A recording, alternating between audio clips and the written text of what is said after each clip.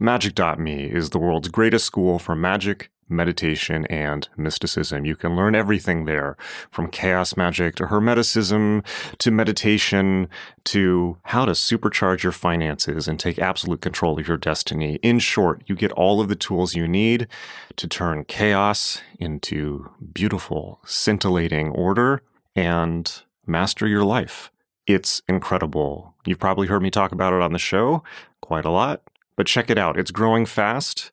And I just want to say, if you're confused about where to start, because I have so many courses there, the Adept Initiative is the place to go. The Adept Initiative is the flagship course on magick.me, and it contains everything you need to know to master the most profound ancient techniques of changing your consciousness and the most modern and cutting-edge tools and systems for absolutely turning your life into a masterpiece. You are really going to dig it. Go check it out, and I will see you in class. It's magick.me, magick.me.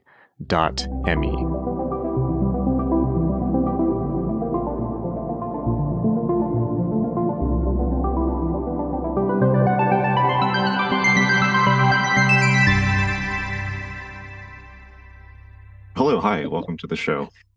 Hi. Okay, you have a new book. So we're already going. All right. Yes, we are now. Okay. Please tell us, let's just start off with the basics. Please tell us about who you are, your new book, and what it was that brought you to write it.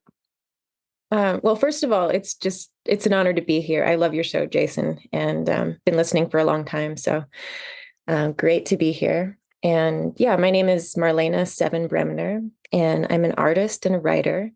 I've been painting probably for over 12 years now, self-taught oil painter, and also an avid student of the occult and spiritual worlds. So I have, throughout all the time I've been painting, I've been studying and writing and compiling ideas. And eventually this culminated into my first book, which is Hermetic Philosophy and Creative Alchemy, the Emerald Tablet, the Corpus Hermeticum, and the Journey Through the Seven Spheres. And this is about Hermeticism as a practice, as a philosophy, as a mystical experience of life. It's about getting in touch with the seven traditional planets and how they manifest through us and in our lives, and how to work with these. And yeah, it's, I think, a pretty comprehensive overview of Hermeticism and the history of it and what it's about. So yeah. It seems like you got into Hermeticism as an extension of the creative process. Is that right? Exactly. Yeah. I mean, I've always been interested in the esoteric, and as a painter, I was really interested in expressing the things that I would study and learn. And this just sort of all grew together, especially my interest in alchemy and applying alchemical principles into the creative process. And through that experience, learning a lot about alchemy and how this can be used in our lives for healing and for transformation. And through that, I became really interested in the traditions that alchemy was rooted in. And that's kind of what brought me to Hermeticism. Interesting. So do you feel that at this point, well, I guess a better question to ask is, how has your relationship to the ideas of alchemy and Hermeticism changed during that process? Did you maybe start off with them thinking about them purely as an artistic or symbolic thing? And if so, did that change? Well, I mean, at first, when you're first getting into this stuff, it's just really, it's so occulted and it's so difficult to understand what's actually being discussed in these alchemical texts and what's going on there. So my initial introduction to alchemy was through the works of Carl Jung. So I came at it initially through a psychological lens and through a lens of self-transformation and healing. But it was at this time that I was also teaching myself how to oil paint and, going through a lot of my own self-healing work and using these alchemical principles through the creative process to accomplish that. So at first, what was so arcane and difficult to understand started to become more and more clear the more that I dove into my studies of original manuscripts and stuff like that, going beyond Jung, and also talking to practicing alchemists and reading anything I could get my hands on the subject. So over time, I began to understand it as a creative process in itself, the alchemical work.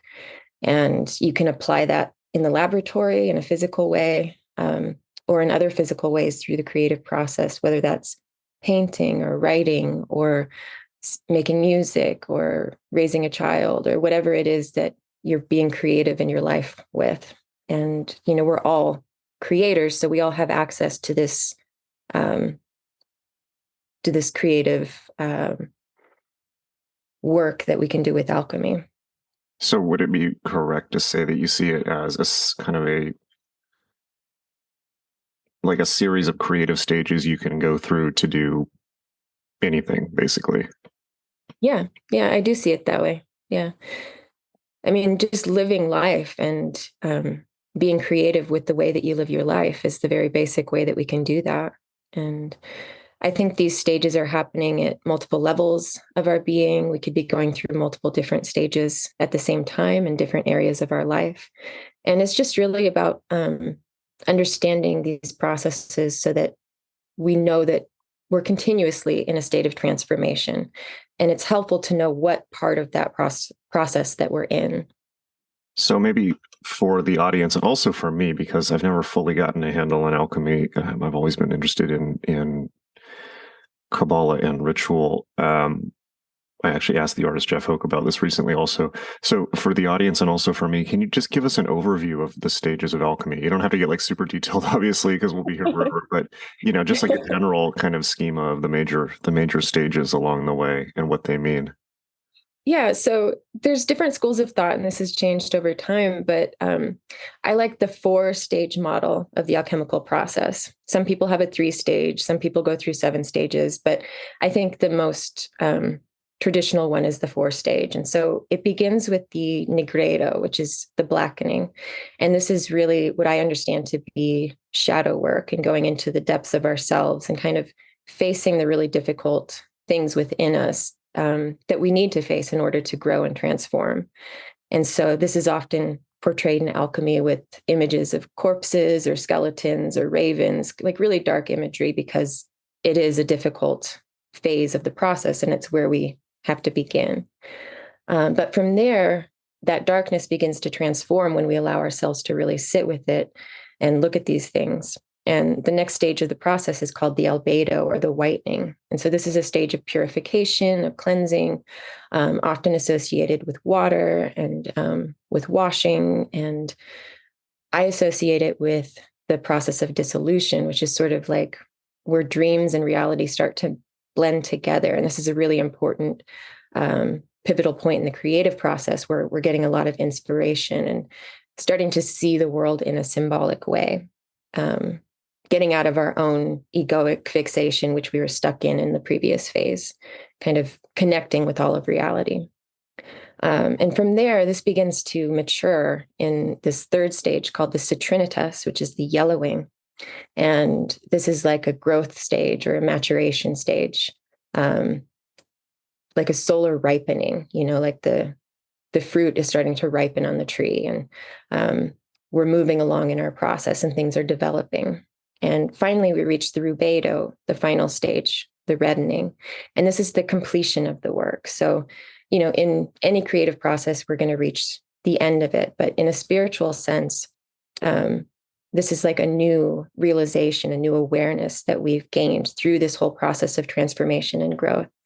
And this will stay with us in the same sense that the philosopher's stone at the end of the great work of alchemy is made impervious to fire. It's impenetrable, it's indestructible. And so this awareness that we've gained by going through this spiritual creative process is something that we hold with us. And yet it's a cyclical process. So we don't just reach the end and then we're done. We keep going through these stages in different ways throughout our life and continually refining and perfecting this spiritual awareness, the philosopher's stone that we've acquired and attained within ourselves. Interesting. Yeah, I like simple. Simple's good. It's like, Yeah, and I was going to ask you about it being a cyclical process because that I think is a really important point about anything in self-growth or psychology or magic or whatever we want to call it. Like, I think that people get very, very hung up on the idea of there being a final stage that they have to get to. Yeah. Yeah. It also occurred to me while you were saying that I love the idea of there being stages to things, just because most people, when they first approach this material, just focus on the goal and that they just want to get to that. And I thought it was really interesting. I didn't realize this before until you just said it, that the blackening stage is the first one, like what people would call shadow work, I guess.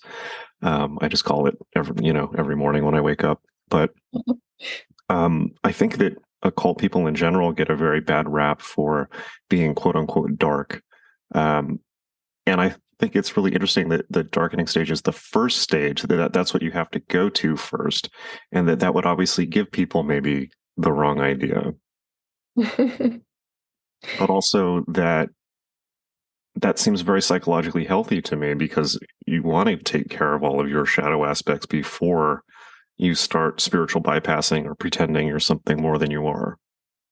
Yeah. Yeah. And I mean, it's said that the prima materia, the primal matter that precedes creation, which is the starting material in the alchemical work, this is like undifferentiated consciousness. It's the really unknown parts of ourselves. And it's said that that's where the philosopher's stone is born from. So we can't really even begin the work without diving into that.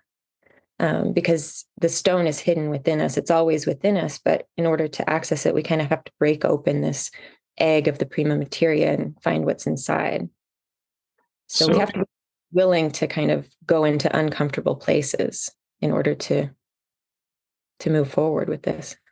So if you're comfortable, it would be really interesting if you wanted to talk about maybe how some of these stages have played out in your life, or if there are stories that come to mind that you want to share about how this stuff has worked for you in the real world, so to speak, because that's also helpful. Yeah. I had a very powerful experience with this, actually, which is why I decided to write about it. But when I was younger, I was very spiritual and, from a young age, working with tarot and magic and particularly like natural magic and getting into energy healing and stuff. But I had this kind of one-sided perspective of spirituality. And I felt like the universe is, it's all love and light, and that I was pretty far along and doing really great. And, there was a lot going on inside of me that I had not looked at, a lot of stuff that was kind of buried. And I was basically spiritual bypassing all of that. And what this led to was in my mid-20s, I ended up having this crazy DMT experience. And I had been kind of sensing that I needed to be broken open. And I didn't really know what that meant. I just felt like something was missing, like I couldn't access something inside of myself. And so I was kind of on this quest to figure out how to do this. And someone offered me DMT one night, and I heard a lot about it and read a ton about it and was super curious. So I decided to try it. And it was not at all what I expected. And I got exactly what I had been looking for, which was to be completely broken open and shattered. And my experience of it, all I can equate it to was a very visceral confrontation with that prima materia, this place of just complete chaos and indifference and coldness. And it was pretty horrifying to be there. And it felt like it went on for an eternity. And when I came out of it, my life was flipped upside down. It was like my entire nervous system had been rerouted. And the things that used to help me self-regulate, all the practices I developed with yoga and meditation and long walks and all of this stuff, receiving body work, like none of it really seemed to work anymore. And it would just induce immediate panic attacks. Huh. And this went on for a couple of years. And at the time I was studying polarity therapy. So I was in a healing environment, learning about healing. And so I was working with that, but I was also being introduced to Carl Jung and practicing my oil painting, and all of this was kind of converging together. And the only thing that really seemed to help me was the creative process and applying these alchemical principles and understanding that I had confronted a really deep part of myself that I'd been ignoring up until then. And that I had to deal with it. I had to face what was there. And this took me several years to go through. So it was like a true dark night of the soul. Really life-changing, really difficult. I had so much anxiety and self-doubt, and it's so much social anxiety, and it was a really difficult time. So I made it through that. And I think that it was working with these alchemical processes that really helped me, because being able to understand that this was a temporary place that I was in and that it would transform allowed me to eventually see that light on the horizon and to move into the following stages.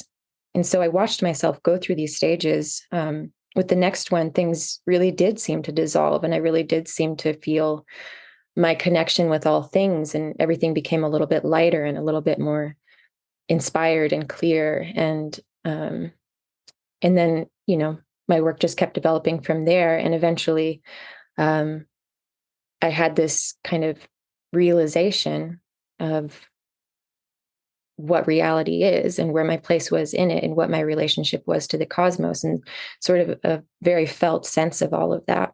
And I feel like that was sort of the completion of that round of the work for me. But it has just continued to go through these cycles of evolution. But the thing is, once you really go through it, it becomes easier each time that you do it.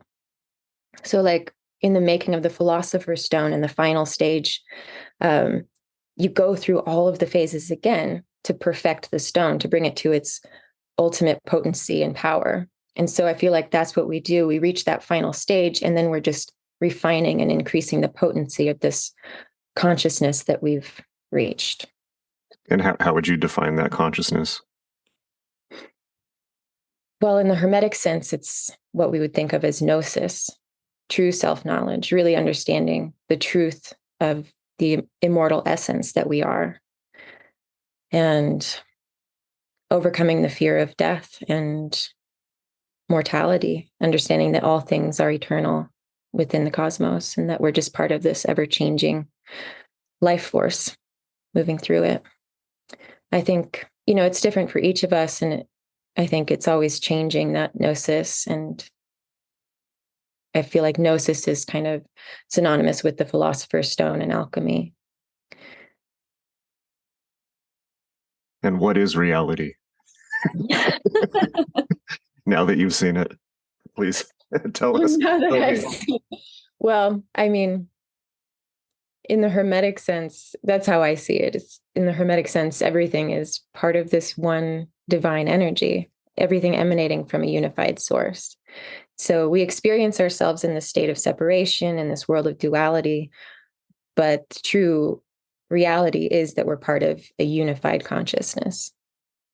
And we can tap into that, and we can access that unified consciousness through developing our own, powers and understanding of these various levels of existence. Outstanding. So I'm guessing, did this directly lead you to going to Egypt, or was that a separate? No, I've been wanting to go to Egypt for years, just dreaming about it and fantasizing about it. And, I tend to do things when it feels like the right time, when it feels inspired, rather than trying to make things happen. So if I really want something, I will work with manifestation techniques to attain it. But with this, I just felt like it would happen when it needed to happen, when I was ready for it. And so it just so happened that after I finished the second book, which is coming out next year, this woman got in touch with me who runs groups going to Egypt and runs the Alchemic Mystery Field School. And her name is Aubrey Bamdad. And she was interested in my art, and we just started talking, and she asked me about my interest in Egyptian cosmology, which I write about in the book. And anyway, she told me about her trip, and she suggested that I become part of the next group. And I was like, oh, wow, that would be amazing. But I have no idea how I would afford that right now. And just seems kind of crazy. I don't know. And I really wasn't sure about it, but I got so much positive encouragement from people around me. And I felt like the timing was just so good with finishing the books. So even though I didn't have near enough money for it, I just decided to say yes to the invitation, and did a little bit of action on my part to kind of see if I could generate the money. You know, I had a big sale, told people what I was trying to do, and I had the money so quickly. It was crazy. It just all came together in such a magical way. And of course, you know, I did manifestation techniques around that as well, and visualizing all of this happening. And it was really just such a blessing that it worked out. And so anyway, went in September with the group and had a wonderful, I think it was about 20 days in Egypt, going through all the pyramids, getting to go inside of them, going to many different temples up and down the Nile. Really beautiful experience. So having gone through this experience, I think there's a broader question here, which is, how did the symbols of the tradition look to you on the other side, having gone through this? Did they suddenly all make sense? And there's a more specific question, which is, how did Egypt seem to you? But maybe we should just start with Egypt. How did Egypt seem to you visiting it after having gone through all of this? Did you feel like there was resonance with all of these ancient symbols and hieroglyphs and architecture and so forth? So much so. Yeah. I really had this sense of feeling like I was coming home. And, you know, I've never had like past life recall or anything like that. So it wasn't like that. It was just a feeling of familiarity and comfort, and also sadness to see the state of some of the temples, you know, and to see so many of the reliefs having been completely defaced. And yeah, you know, just the ruin over time. But overall, it was just this sense of coming home. Like I belonged there. I felt very, very at peace there. And seeing the hieroglyphs and the different reliefs of all these gods that I've been studying and working with was really profound and beautiful. And I had a lot of interesting moments in some of the temples, you know, just flashes of insight or synchronicities and deep connections with things that I was seeing. And also, you know, understanding that Hermeticism is rooted in ancient Egypt. I was sort of looking at things with that eye, and I saw some interesting stuff, like a relief of the deity Thoth, who's the, you know, predecessor of Hermes Trismegistus, the patron deity of Hermeticism. So Thoth is the ibis-headed god of wisdom and magic, and of the moon, of alchemy and astrology and astronomy, all of these sciences and arts. And there was this relief of him in the temple of Abydos, temple of Seti I, and he is offering an ankh to Seti I in the form of Osiris, the deceased god. But in his other hand, he's holding two staves, and each one is entwined with a cobra. And one staff is I believe it's the lotus wand of Upper Egypt, and the other staff is the papyrus reed of Lower Egypt. And then each of the serpents at the top of the staves, they're wearing the two crowns of Upper and Lower Egypt, so the white crown and the red crown. And so these colors, white and red, are really important in alchemy. It's they symbolize the lunar and solar opposites, the father and the mother, the king and the queen. And their union is one of the main goals of the alchemical work. And this signifies unifying these polarized opposites within us. Psychologically, we would think of this as the conscious and the unconscious, or the right and left hemispheres of the brain, bringing these things to union. And so seeing this depiction of Thoth holding these two staves with the serpents, so much like the caduceus of Hermes Trismegistus, and then these alchemical colors of the crowns, and this idea of unifying Upper and Lower Egypt, so closely related to this idea of the unification of the upper and lower parts of ourselves, or the macrocosm and the microcosm. So that was really profound to me to see that. And yeah, so many other things. Another thing that was really fascinating was this feeling like the statues and the reliefs are ensouled. Like you can feel the presence of the gods there. And we got to go into the Sekhmet sanctuary, which is one of the only places where a statue of the gods is like in place where it was found, like it hasn't been moved to a museum or something. So there's this beautiful Sekhmet statue, and you really, really feel as you're looking into the face of this statue, the presence of this goddess and the power of this goddess. And in the Hermetica, we read about the Egyptian practice of ensouling statues. So calling the gods down through different invocations and rituals and words of power and incenses, all of these things, calling the gods down to inhabit a physical body. And to me, this is so important as an artist because I think that's what great works of art do. They're actually calling spirits into them, gods into them. And when you look at these great works of art, you can feel that soulful presence. And that's why they're so impactful and so important. That's so cool. Yeah, that's a big thing in Hinduism.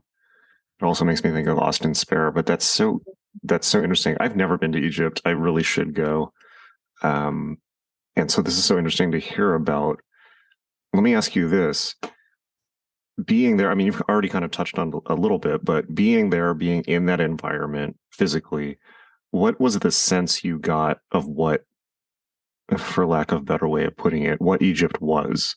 Like, what was going on there? What were they doing? What was your, your gnosis of it? Like, what was your feeling of what it was in context?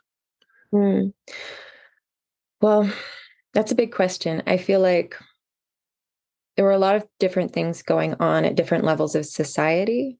Like in the pyramids, those are such interesting structures. I don't think they're tombs.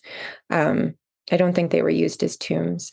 I think they were used for some other purpose, perhaps like power generation, but to me, it seems more likely that they were ritual spaces to enact a death and rebirth process. You go through these long, dark passageways, really difficult to get through. And you can imagine they were probably pretty dark. They weren't lit up the way they are now. Like you probably had to really go through the dark night of the soul to get into these pyramids. And then you get to this inner chamber, like the inner chamber within the brain, this sort of rising of energy into the higher centers of our energy body reflected in the pyramid structure. And then as you emerge and you go back out through those passageways, you see the light coming and you're reborn into the light again. So I feel like as you physically leave the pyramid, you're like going out into the light. Yeah. Strange. Yeah. If you look at the structures of like the Pyramid of Unas, like the different chambers and rooms and the inscriptions that are on the walls, like in the pyramid texts, they reflect these different stages of death and rebirth and the different spells and rituals that you need to go through in order to successfully navigate these stages. So I want to continue my study of that and go back and, be able to read the things that I'm seeing on the walls. But right now I'm just kind of diving into the coffin texts and the pyramid texts and trying to understand those.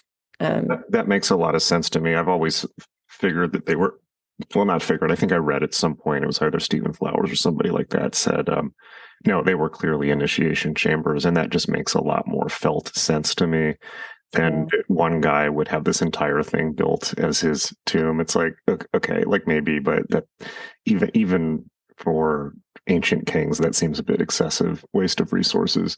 But that makes a lot of sense. And when I've read the Egyptian Book of the Dead, which is beautiful, it is so obviously a script for an initiation rather than, maybe it's also considered to be stages that happen after you die, like the Bardo. But for me, it's like, it's like they lead you into a chamber, they weigh your heart, and you have to do the negative confession. This is obviously an initiation into a priesthood or, magical order. Yeah. So that makes a lot more sense to me, what you're saying. Yeah. And I mean, it's also called the Book of Going Forth by Day. Like that's the actual title of it. Yes. So that to me implies like this is not just for after you die, it's training while we're alive. And if we can do that successfully while we're alive, how much more capable will we be of doing that when we pass, you know? Well, for me, that's the true, I shouldn't say the, this is a true meaning of initiation, which is basically what you described of your own personal experience, where it's you go through the death process while still alive. Yeah. And then and then you get to live fearlessly, hopefully, or more fearlessly than the average Joe. Yeah. Yeah. I wouldn't say I'm fearless, but more understanding of the big picture, I think, hopefully. exactly. Yeah. And I think that's what the Hermetic path is really helpful for, is seeing the big picture, the bigger cycles of the universe and its evolution, and not getting so caught up in the little details. Definitely. And it really does seem that Hermeticism is not a path for everyone, but I do believe that there is a path for everyone. It's just not that necessarily all paths are for everyone, if that makes sense. Mm-hmm. And one thing that you talk about in the book is that, we do seem to be in a kind of Hermetic Renaissance, which I think is definitely true. I've seen it in my life. I think that's absolutely true. We have access to all the material. We have access to people randomly showing up and giving you DMT right when you need it, and that type of thing. That's definitely part of it, and that type of thing. So I'm really curious your thoughts about that, because outside of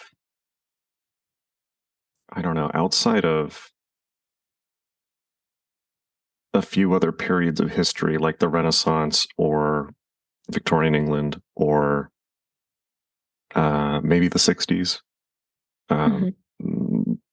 Prague before the 30 Years' War, it's hard to think of a time that has been more of a period of Hermetic Renaissance and magical awakening, and maybe never more than now because of the internet.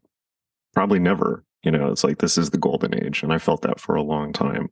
So I'm definitely curious about your thoughts about that in terms of Hermeticism as a tradition overall. And you say in the beginning of the book, which I thought was really interesting, that people know Buddha, Jesus, etc., but they don't know Hermes. But maybe that will change.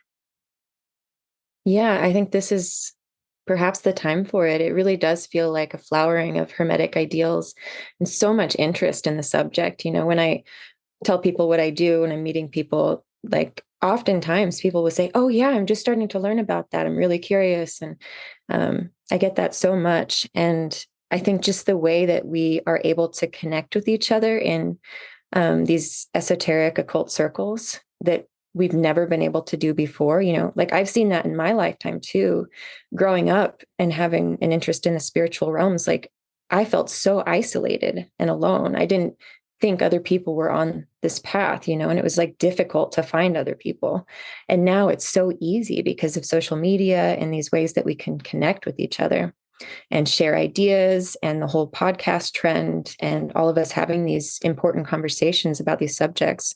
I think it really is a potent time for this to come back and for this to go through a whole new renaissance, like you said. Yeah. Absolutely. And it's happening, and it has been happening for a while now. I remember even in the 90s, access was so limited. It was like, the Satanic Bible by Anton LaVey, or one or two Crowley books. And now you can get literally anything and talk to anyone. And now there's another problem, which is how do you separate signal from noise, because we have so much information available.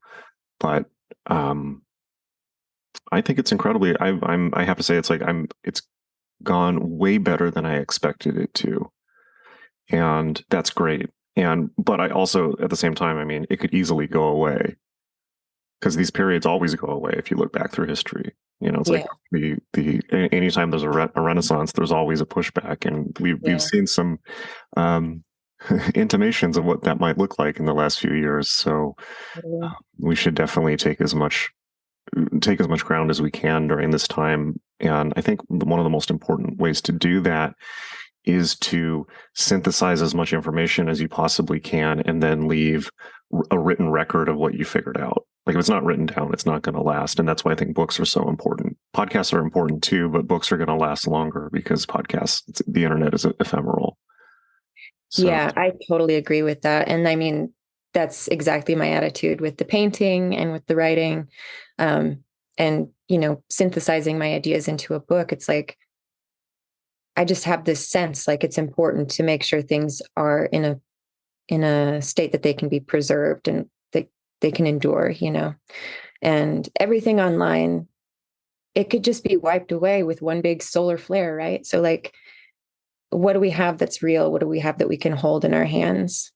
I think that's where we need to invest energy and, continue to use these tools that we have with technology, but not to rely on them as much. Yeah, I agree completely. And I think things are not in full manifestation until they're in physical form. It's just like a basic axiom of magic. But books, paintings are great because you can directly communicate. Music too, I think. You can directly communicate a state of consciousness to somebody. But paintings even more so because they're so, I'm preaching to the choir here. I'm not a painter, but there's so many levels to them, and you can encode so much meaning into them that can be kind of unraveled over time. Yeah, and so much that can be expressed in visual form that you can't express in words. So one of the things about the Hermetic tradition that I think is always confusing is it's kind of like magic. It can really mean almost anything in the sense that, I mean, just like academically, the Hermetic tradition in the first millennium was a literary genre of works attributed to, and please add details or correct me if there's things that that are different. A literary genre where of works attributed to Hermes Trismegistus, but it was kind of like a group pen name in the same way that the early situationists all wrote under the pen name Luther Blissett for anonymity. So anybody could be Hermes and everybody could be Hermes. It wasn't one individual. So it was more like a literary genre.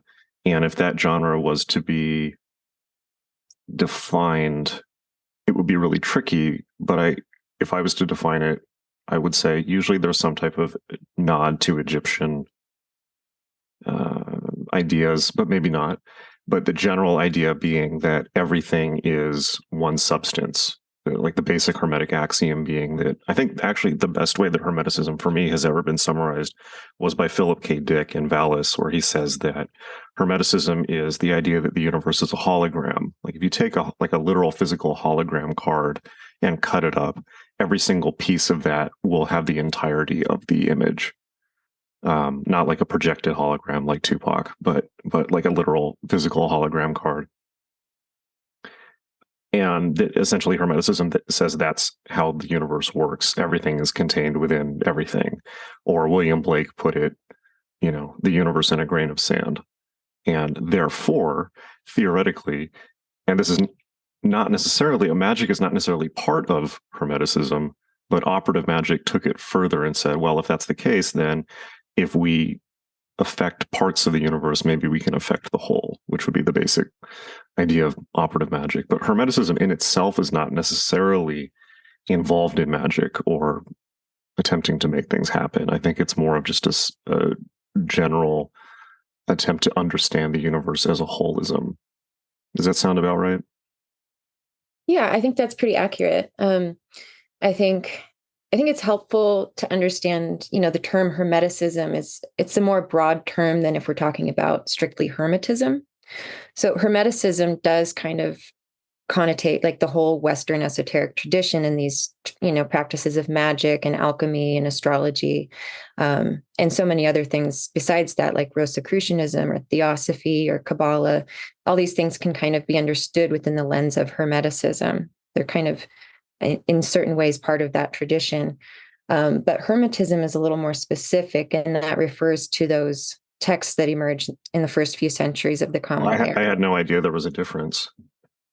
Yeah, there's like some scholars these days that are making that differentiation. And I think it's just helpful to see it in that way. So there's these kind of traditional texts that are attributed to Hermes, as you were describing. And including like the Emerald Tablet and the Corpus Hermeticum and the Nag Hammadi Hermetic texts that were written in Coptic, and different fragments that we have from this time period. And these are all considered traditional Hermetica. And then there's all of these other kind of more technical Hermetica, some of which were emerging around the same time, like the Greek magical papyri, which are very magical texts, and so this, and also reference Hermes and these different Egyptian deities. But those aren't considered part of this theological Hermetica. So there's a little difference there, and yet they're related. And I think in terms of Hermeticism today, we kind of need to look at all of that and have an understanding of all of that to get the full picture of what these teachings are. That's super interesting. I did not realize that at all. So you're saying that Hermeticism is the broad kind of religious category and Hermetism is the specific texts. Well, Hermetism, I think, would actually be more of the theological teachings. Okay. If you think of the books of the Corpus Hermeticum, there's not a whole lot of magic or astrology or alchemy in there. A little bit of astrology, a little bit of magic, but nothing really technical. There's no like recipes or rituals per se. These are more like scriptures or something that you read that are initiatory, in the sense that you read them and they kind of put you through these initiation processes just by your own intellectual, spiritual, emotional relationship to them as you read them. Whereas like the Greek magical papyri and other magical texts that were emerging during this time and later on, these are like more technical manuals that perhaps could help us attain the same process of initiation. Have you spent time with those? A little bit. I'm starting to go a little bit deeper with the papyri now. Yeah, that I keep trying to remind myself to get to, because I know that there's been a lot more released on those. I think Stephen Skinner put a book out on that or something like that.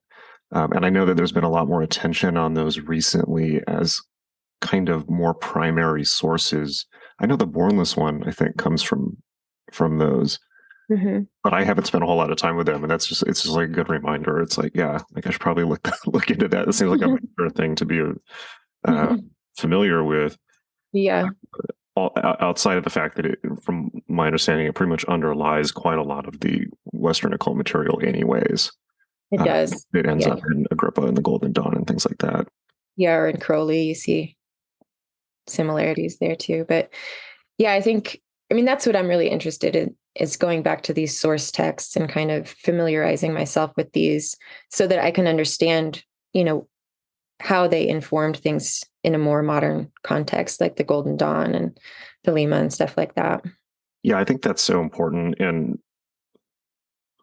available for the first time, maybe not in a major way now. And this is like every time I have these conversations, I'm just like, I wish there was like the equivalent of a university for this. I think probably we all have thought that at some point. It's like, I wish there was some place where everyone was just studying this and comparing notes and having quote unquote peer review, and I've been trying to put that together with magick.me, but this magick.me is online, it's like, it would be so useful to just have people together working through this stuff, and not in like an initiatory order or a personality cult or any of that horse shit, but just like people comparing notes. And there's got to be, there's got to be some structure to put that in place where people can do that without having personality conflicts. People have corporate world experience and HR experience and all that. I mean, or people who are good at managing people. I'm not, but there's got to be a way to do that where people can get along and get over their own kind of individual egos, because that really is kind of the pitfall with Hermeticism. It's like, it is the hermit path. People kind of like percolate in their own worlds for so long, and they like meet other people, and it's like, no, it's not like that, how dare you. But there's got to be a way for everyone to kind of,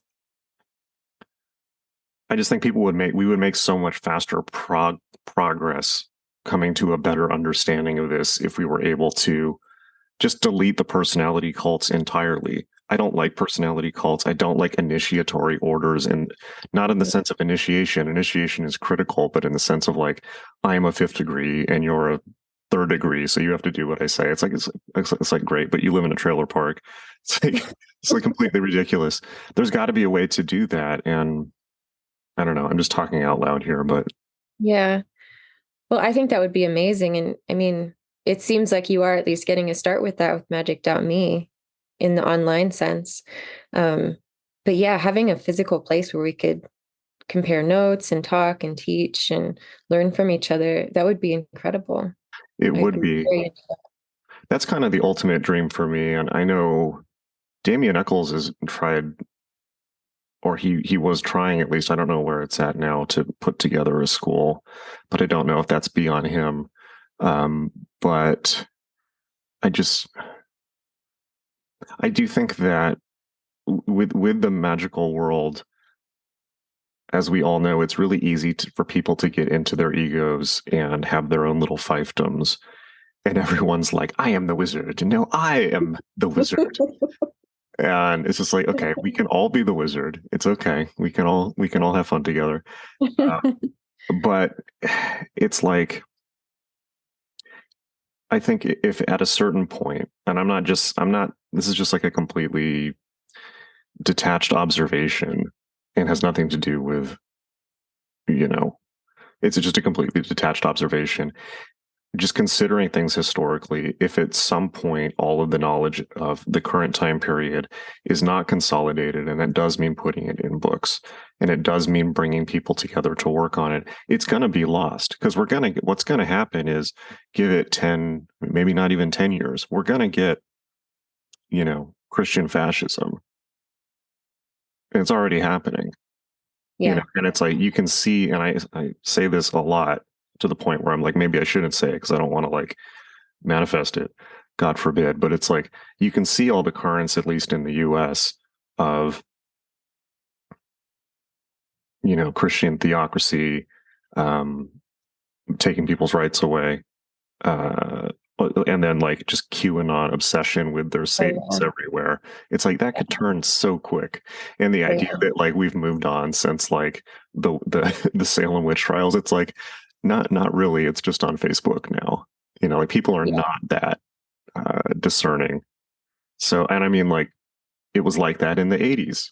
Yeah. I mean, I don't think we're out of the woods in terms of, fanatical people and witch hunts and stuff like that. And I've even seen little spurts of that pop up in my own life. And there was a period in Olympia, and it was kind of revolving around the whole Pizzagate scandal, where an artist friend of mine was really being persecuted and accused of being a Satanist. And Was that Arrington? it was, yeah. Yeah, I remember him. He played a show at my house in Santa Cruz back in the early 2000s. Oh, no way. Yeah. I don't know him, but I remember him. He was around. He was a presence. Yeah, he was a good friend. Him and his partner China. They were my studio neighbors in Olympia for a long time, and then my roommates for a little while also. But yeah. Yeah, I remember that, and it was like that whole Pizzagate thing, and it's like, wait, Arrington did not. Wait, what? Like, how is he involved in this? It's like so insane. Yeah, and using his art as examples that he was like involved in these crazy occult satanic rituals and stuff like that. Like just insane. And with my own work and stuff, I was like pretty nervous for a minute there. Well, yours is pretty innocuous, it's like my like there's a lot of people out there who are like, I mean, yeah, there's a lot of easy targets. Hopefully I'm not one of them, but I probably am. It's like Mitch Horowitz is like going around straight up like being a Satanist in public, which is quite funny and brave, I think. It's just like, yeah, like why just go for it, But yeah, we'll see what happens. Hopefully it doesn't go that way, but people are, yeah, you just never know. Yeah, people are scary, much scarier than anything you're going to find in the in magical books. Much scarier than demons. People are very unpredictable. Well, the thing is, demons can work with us whether or not we're outwardly practicing magic or not, I think they can work through us or affect us if we're not conscious of what we've got going on inside. And so people that are kind of walking around in these unconscious ways and projecting their shadow all over the place, like they could easily be working with demons and not even know it. Yeah. Well, it gets into what you were saying about the Negredo stage, or going through the process of understanding your own darkness. I mean, it's like I went through that in many ways and had just many very intense experiences in magical rituals also with that, where it was just so obvious to me that I think one of the things with magic, if you do it right, and it is psychedelic in the true sense of it is mind manifesting. You are manifesting your mind outwards from yourself in symbolic form to better understand it. And one of the things that becomes real clear at a certain point is like, particularly if you do stuff like working with dark energies or demons or things like that, is you do get to a point where you're like, well, this is just stuff inside me. This is not something outside of me that's going to corrupt me or something like that. It's like, this is like, and this dark energy that I'm working with is something that was in me all the time. And it just became very clear to me that it's like one of the fundamental mechanisms of human psychology is shadow projection, but just it just became so clear to me in such a visceral way of, we take all the things that we don't like about ourselves and then project them outwards as a symbol or onto people or onto a group of people, and then try to destroy that symbol or person or group of people, thinking that we're then going to be free from the thing that's inside of us. When it's like, that has nothing to do with those people. That was something that was in us. And we're all doing that, which is it's very dangerous. It's like probably why humans are so dangerous. I mean, imagine what it would be like if we were taught these things as we're growing up, to look within ourselves and to investigate within. And if there's something outside of us that we're really repelled by, that we really are disgusted by, whatever, like maybe we could look within ourselves and see what it is inside of us that we're seeing reflected. Imagine how different things would be. Yeah, even just that, you don't need to know any magical or psychological or anything. I mean, that's just like, I feel like anyone could get that.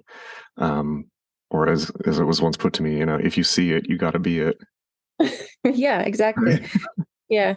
Anywhere we feel that like intense reactivity, it's an invitation to look within and to investigate, For me, that's kind of the name of the game at this point, where it's like even Buddhism, the idea people get into the idea of enlightenment, it's like, for me, the idea of enlightenment, quote unquote, is having a control over your own reactivity and understanding that.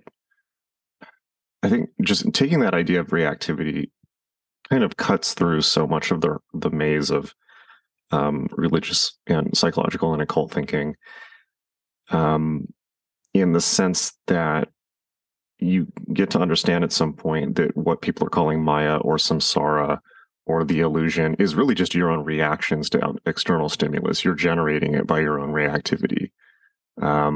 And that reactivity can be filed down through meditation, at which point you become more free from it. And I think this is the true meaning of the oft abused idea that people are asleep or are robots or NPCs, as people say now. It's like Gurdjieff said that everyone is like a robot. And he didn't literally mean that. He meant that we're all caught up by our own reactivity. Actually, L. Ron Hubbard said this. He got it completely right in Dianetics. He wasn't all bad. He very clearly communicated that at the beginning of his career. It's like the reactive mind. I think he was completely right about that. It got a little weird later with Xenu and so forth, but he was right about that. And for me, that's at this point the goal of spiritual practice. I mean, I even a year or two ago put it as simply as, for me, the point of spiritual practice is being able to enter your which one is it? It's either the parasympathetic or sympathetic nervous system is when you're not reactive. The parasympathetic is when you're non-reactive. Yeah. Yeah. So for me, if I was to put it completely succinctly, it's like the point of spiritual practice is being able to enter your parasympathetic nervous system at will. Yeah. Period. I fully agree with that. Yeah. And I think all of these different techniques, meditation and magic, ritual magic, and working with the Hermetica, alchemy, all of these things kind of help us to understand what that means and how to access these states. I mean, especially just meditation, the simple act of meditating, like being able to observe our thoughts as they're passing and just let them go, just like clouds passing by, not attach to them, not hold on to them, not reject them, they're just there, and also, being able to self-reflect and observe ourselves in our thinking patterns, observing when we're getting caught up in loops, when we're in a really negative mind state, when we're caught up in conversations in our head with other people in an imaginary conversation, these kinds of unhealthy patterns that we get locked into that are actually generating experiences that we probably don't want to be having, because thought is a very powerful mechanism. And we aren't taught that, we aren't taught that our thoughts actually have an effect on reality. Right. I mean, just imagine if people were taught that. It's like, watch what you're thinking. Like, Yeah. like just that one thing, particularly from a young age, so that you can grow up with your brain growing in a way. Like, imagine if you're like, imagine people if they could grow up with that knowledge so that they had the ability, not just the knowledge of regulating their own thinking, but that their brains developed with them regulating their thinking. So they had all the neural connective tissue of doing that over a whole lifetime and having that as a reflexive response rather than something that they have to read in a book when they're 34 and think about from time to time. Oh my God. What a different world we would live in. Yeah. If we didn't have to do all of that training and work later on in life, if it was just something that we grew up with, and if the adults in our life had gone through that as well, Yeah. It would be a very different world. Very much.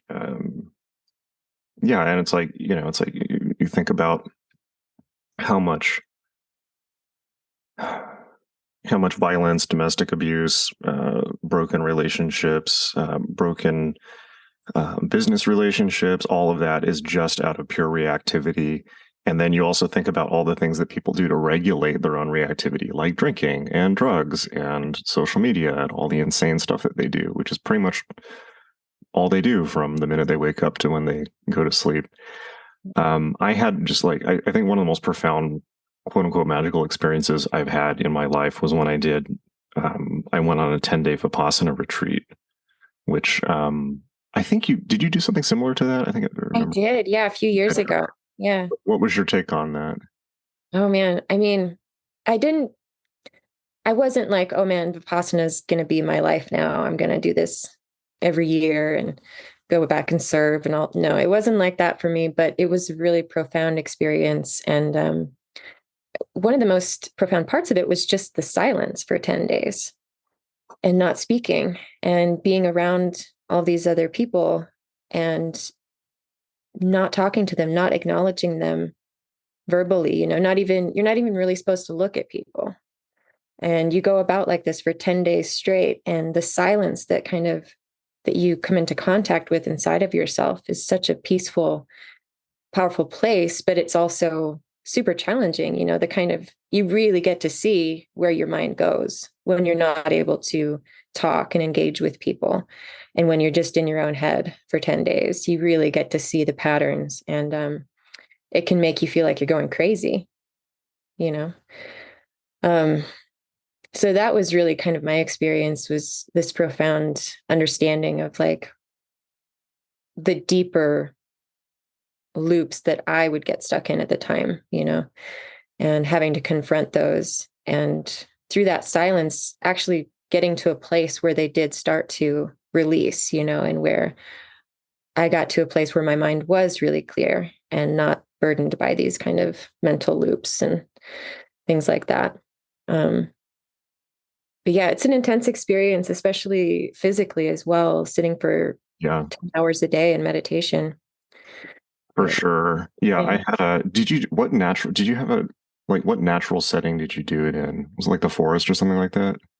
It was in Washington, Southern Washington, I believe. And it was kind of this meadow area with a forest along the edges of the meadow. And so there were these walking paths.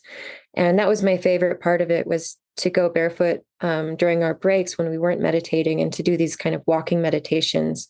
And the paths weren't super long, so you kind of just like go in circles, but that was a very beautiful experience, especially early in the morning after our first meditation. So you start at like 4:30 in the morning, meditating for 2 hours in your room before tea, before anything, it's like so grueling. Yeah, I'm gonna make a confession that when I did it, I was bootlegging freeze-dried coffee from the from the hall and just like storing it, and then I would just like put it in a cup and drink it with hot water from the bathroom sink. Oh my God. I know, very bad. But yeah, that's I've forgotten about, well, cheating, but yeah. Cheating at Buddhism. That'll be on my tombstone. But yeah, I forgot about the walking path. I did it in Joshua Tree in California. So it was like out in the desert. It felt like a prison, but I forgot about the walking paths. That was so cool. And yeah, I remember like I was on the walking paths one morning towards the end, and I saw I was talking with a guy who was there. His wife had died, and he was still working through that. And we were talking, and we were there early in the morning on the walking paths, and the sun was just starting to come up, and there were sun rays coming out. And I was like, "What the hell? There's actual sun rays? That's a thing?" And he's like, "Yeah. Have you like never left the house before?" And I'm like, "Well, I kind of stay on the computer a lot." He's like, "You've never seen sun rays?" And I was like, "No." He's like, "Yes, there are actual sun rays. It's not just a thing." I'm like, "Okay, this is blowing my mind." And he was just like, he literally felt bad for me, as a like profound sorrow that I had never seen this. I'm like, "Look, I'm a computer guy." But yeah, I had a lot of profound experiences in that. I think that's definitely not something I would recommend for beginners, for two reasons that you mentioned. One is it's very physically grueling. I think you really need to have spent quite a long time training in meditation, and be able to hold posture for long periods of time, and that is not for beginners. And the other one is like, yeah, you can feel a little loopy, and if you don't have experience with that, there's actually things all over the internet of people saying like Vipassana made them go crazy and things like this, and it's like, well, you just went into a 10-day meditation retreat with zero experience, that's trying to like run a 10-mile marathon without ever having exercised in your life and being upset that you had a bad time. But yeah, it's definitely meditation boot camp for sure. It is no easy thing.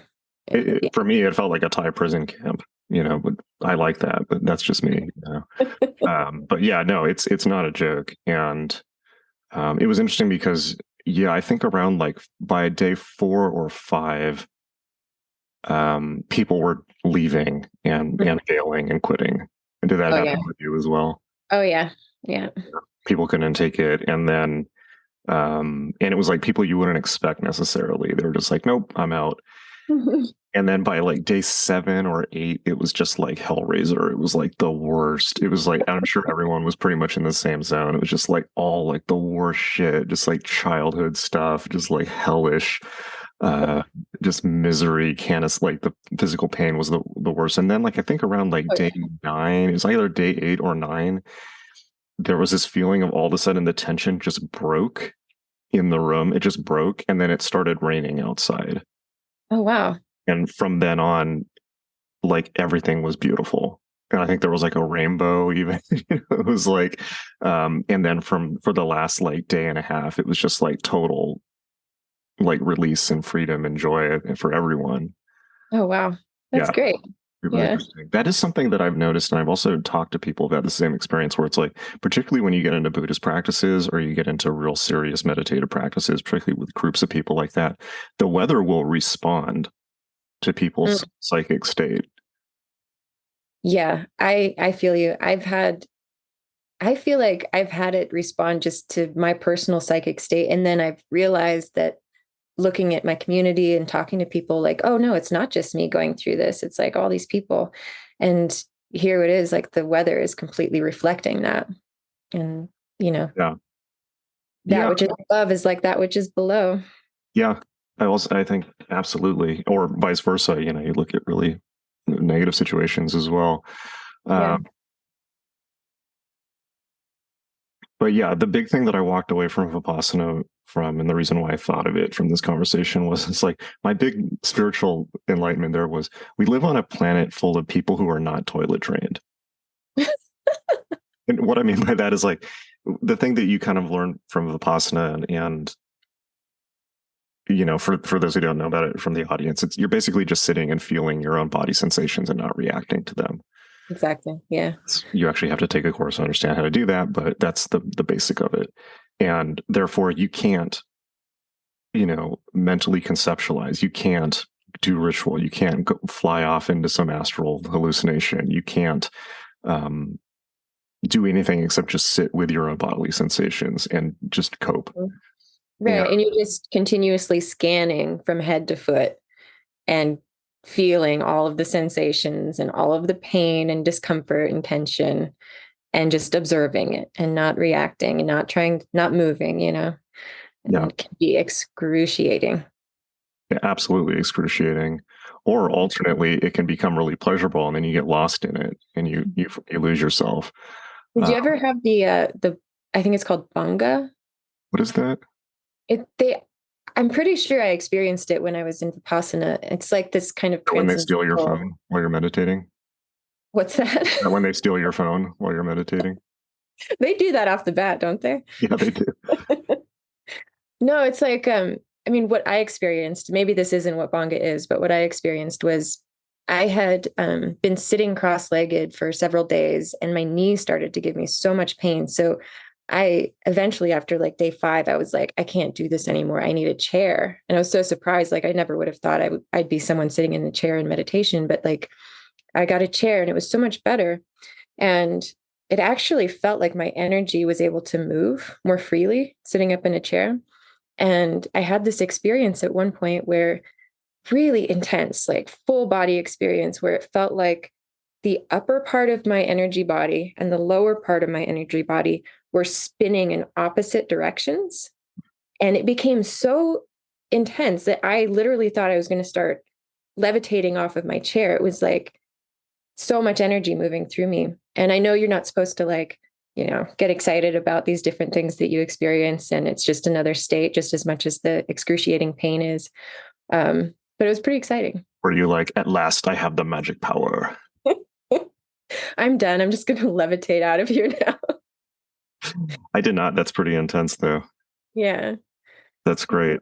Did it just go away after a while, or did you actually levitate?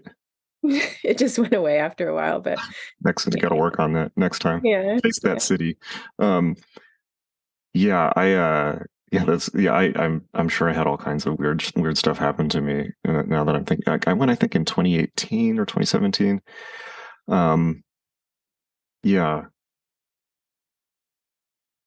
Yeah, I was in the kind of cross knee position the entire time just because I'm comfortable with that one. But it would take me like 20 minutes to get out of it because it was I'm not very flexible. It's like so painful to like once you're locked in for several hours, it'd take me like 10, 20 minutes to get out of that posture. So I'd be kind of like slumped forward on the floor, like laying on my face, and people just be like walking over me like I wasn't there. And I could have just gone through the most profound experience and people are just like walking on me. It's like, well, there's a lesson in that too.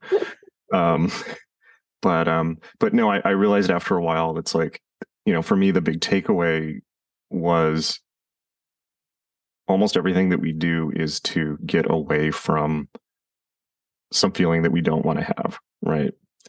And even to the point of like, oh, I'm going to do therapy for 30 years or like all this stuff, or go on a quest or become a drug addict or whatever, people chase these quote unquote healing modalities and things like that.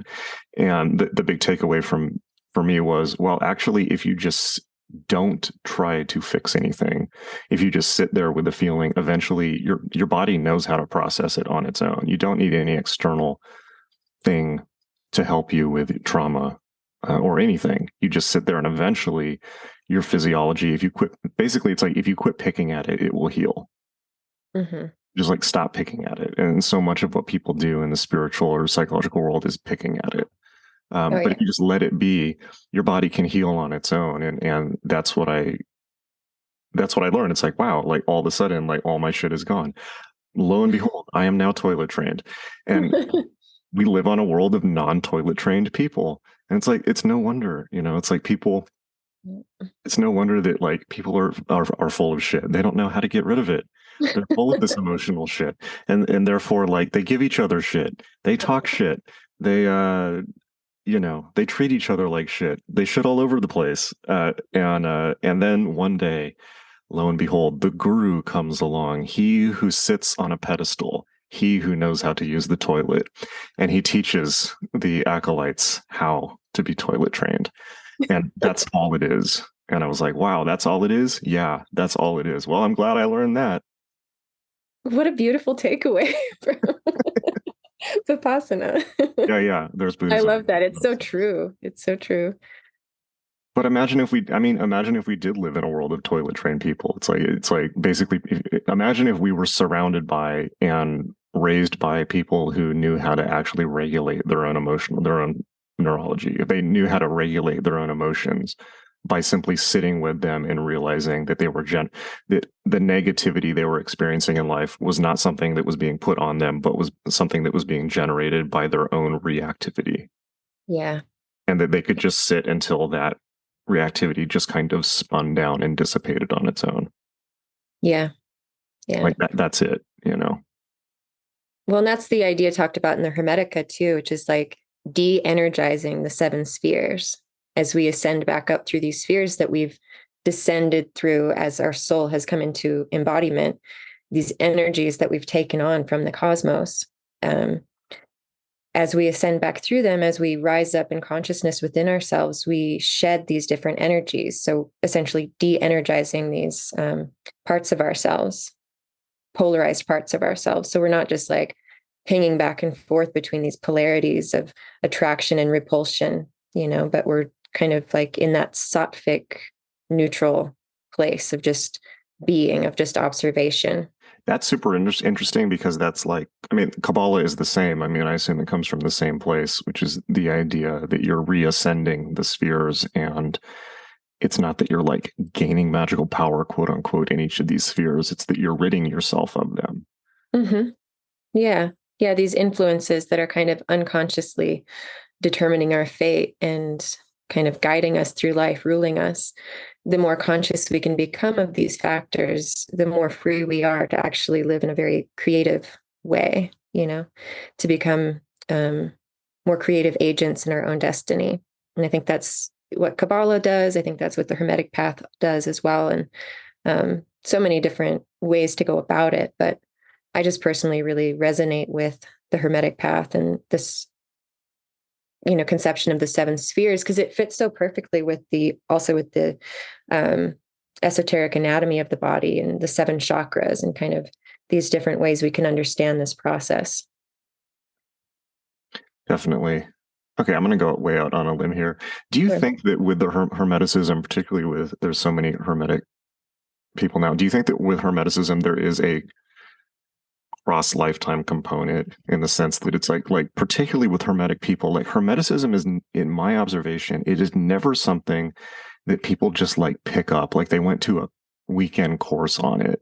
It's just like, no, like they're born doing it, and eventually they get a more sophisticated language. It's like, have you ever met anyone who's just like, I am going to learn Hermeticism because this is really interesting to me, and I saw Wikipedia on it, and this is, maybe this will be what the cure for what ails me. It's never like that. It's like somebody just comes into existence and then tries to find a language for what they are. I feel you. And I definitely resonate with that. I think about my own childhood, and like before I had any conception of any of this stuff, like I was kind of obsessed with the sun and the moon, just those two principles. And in my art, looking back in my sketchbooks from when I was like 12 or 13 or something, like that was a very prominent theme, was like the union of the male and female and the sun and the moon. And like these two things were always present. That just happened to be a thing that you were interested in. It's like, yeah. So, and the people that I talk to, I do see that oftentimes it's like it's something within them that's guiding them towards it, Like this. Yeah, absolutely. And it's not, I don't think it's something like a collective unconscious or like something you would talk about. It's like when you meet people, like Hermeticism is such a bizarre and weird frequency and unique frequency. It's like, it's not just something that's around in the culture. It's like you meet like for instance, like, you know, we both know William Kiesel. William's great, right? You know, it's like William Kiesel is William Kiesel. Like he is a unique individual. Like he is a Hermetic magician, right? But it's like, how many William Kiesels do you know? Like there's only one William Kiesel, you know, but you meet that guy and you're like, yeah, that's that guy. Like you immediately get where he's coming from. But it's like such a specific frequency that you like try to think about, like, you know, do I know anyone else like that? Not so much. Like William is William, you know. Yeah, I got to spend a few days with him when I went to do the book launch at Mortlake just last month. And we had some amazing conversations. He's such a special individual. And one of the conversations we had was just like how these kind of hermetic times of flowering have kind of existed in different times. Like particularly, we were talking about Frankfurt and the Debris Publishing House. I don't know if you're familiar with that, but the Debris were like a family of, I guess, bookmakers and publishers and artists, and like a lot of the alchemical works that we're familiar with from this time, like the end of the, I believe it's like 1500s into the 1600s, and like Michael Meyer and Robert Flood, like they were producing these books and these those works. Are so cool. I didn't realize that I didn't know about the publishing house, but those are such phenomenal books. Yeah. So it's cool to me to think about those times and then to compare them with our own, you know, and like the different artists and writers and bookmakers like William and galleries and things like that, people that are continuing these traditions and the relationships that are formed.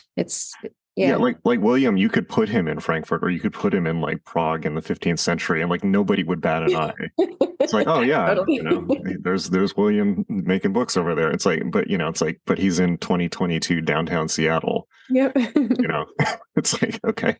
He's timeless. Great. Yeah, I love William. He's been super supportive of me. Actually, even for over 20 years at this point, I think my entire career. So, is he going to bring back the EBC, by the way? Did that just get like killed by COVID? No, I think it is going to come back. I don't know any details on that though, but yeah. And I think it's got the new name now still, the Texts and Traditions Colloquium, I believe. Okay. Yeah. But I sure hope so, because I would really love to go again. Yeah. That's how we met, right? Yeah. That I feel is like the most important event in this whole world, at least in the US. I don't know about Europe. I guess they have stuff in the UK or maybe, I don't know. But that I think is the most important event. Oh, yeah. It's definitely very important for us. Yeah. Yeah. I get a little, the last time I went was the last time I saw Adam Parfrey. So that's kind of sad. But I got that 2017 or? Yeah. Mm-hmm. Yeah. I was there Hannah and I were in the back with Adam Parfrey just snickering and stuff. It was pretty funny. But yeah. Well, you have another book coming out. Should mention that. I do. Yeah. That one's coming out July of 2023. And it's called The Hermetic Marriage of Art and Alchemy, Imagination, Creativity, and the Great Work.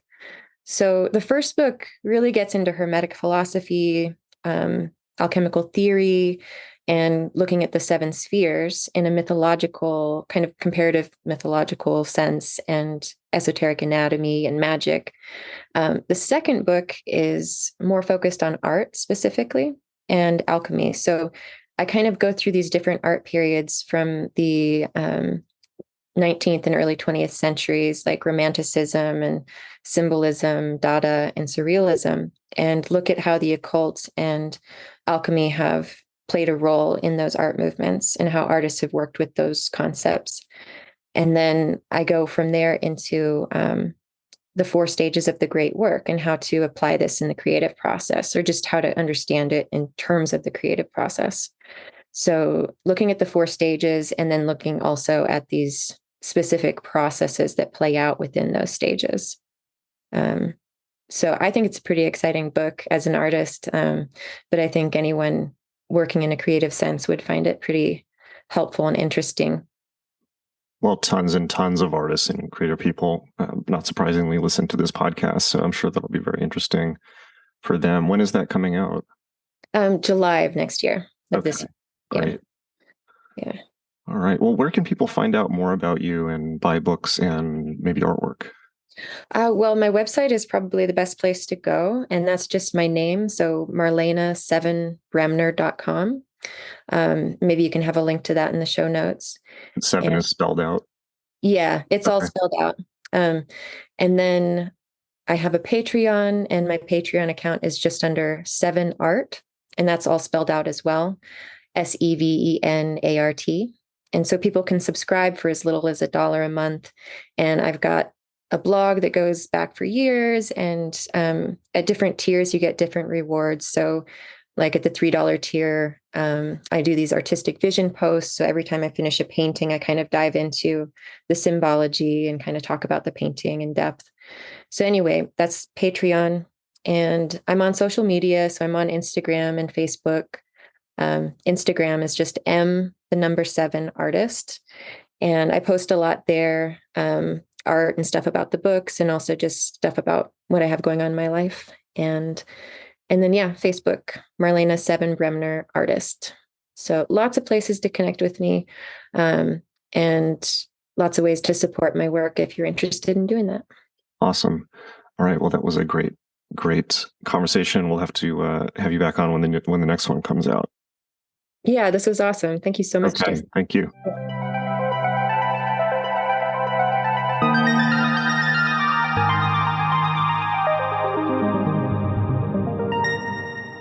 All right. Hope you really, really enjoyed that. I definitely had a lot of fun in that conversation. Meet us at magick.me, magick.me, my school for magic, meditation, and mysticism, where you can learn all the skills you need to unleash your true self. I will see you in class, and until next time, hang in there.